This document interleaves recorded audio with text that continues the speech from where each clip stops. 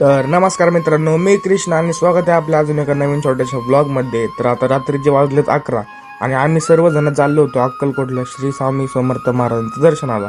त्यामुळे इथं सीएनजी भरायला थांबलो होतो आणि सीएनजी वगैरे भरून आम्ही डायरेक्ट पुणे सोलापूर हायवेला लागलो आणि एवढा भयानक पाऊस झाला होता की पुढचं काहीच दिसत नव्हतं. त्यानंतर आम्ही 150-200 किलोमीटर समोर आल्यावर परत आम्ही सीएनजी टाकायला थांबलो. सीएनजी गाड्यांचं असं असते, नुसतं सीएनजी टाकायचं. आणि ऋषी आणि ते तर सगळे झोपले पण होते आणि आम्हाला अक्कलकोट मध्ये पोहोचायला पर सकाळच झाली होती. त्यामुळे आम्ही एक रूम घेतली आणि तिथं फ्रेश वगैरे झालो, आंघोळ केली, टाकाटक कपडे घातले आणि डायरेक्ट गाडी पार्किंगला लावून मंदिराकडे जायला निघालो. आणि मंदिरात गेल्यावर एवढं भारी वाटलं आणि त्यात पावसाचं वातावरण, त्यामुळे जास्तच भारी वाटलं. आणि आज जास्त गर्दी पण नव्हती, त्यामुळे आमचं दर्शन एकदम मस्त पैकी झालं. दर्शन वगैरे झालं, आम्ही पार्किंगकडे चालत होतो की तेवढ्यात आम्हाला तुळजाभवानी मातेचं मंदिर दिसलं.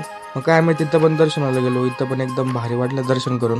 आणि त्यानंतर आमचा प्लॅन झाला होता गाणगापूरमध्ये जायचा आणि इथून जास्त लांब पण नव्हतं, फक्त 72 किलोमीटर होता. आणि आम्हाला जाम भूक लागली होती, त्यामुळे नाश्ता करायला थांबलो. इथं दही धपाटे खाल्ले आणि ऋषीला तर फारच आवडले होते, त्याने 3-4 तर धपाटे आरामात खाल्ले. मग काही सीएनजी भरली आणि डायरेक्ट गाणगापूरला आलो. आणि इथं थोडीफार गर्दी होती पण जास्त पण नव्हती, त्यामुळे आमचं दर्शन पण जरा लवकर झालं. आतमध्ये भरपूर गर्दी असल्यामुळे मला काही शूट करता नाही आलं. दर्शन वगैरे करून आम्ही फोटोशूट करायला आलो होतो आणि ओबड्याने तर एका चष्म्याचं उद्घाटनच करून टाकलं. डायरेक्ट चष्मा नाल्यात पाडला, त्यामुळेच तो खाली उतरला होता. यार मैं इतना सुंदर क्यों हूँ?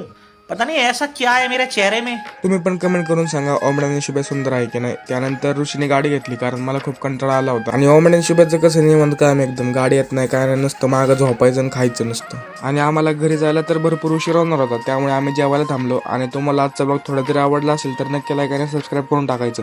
बाकी काय नाही, चल तर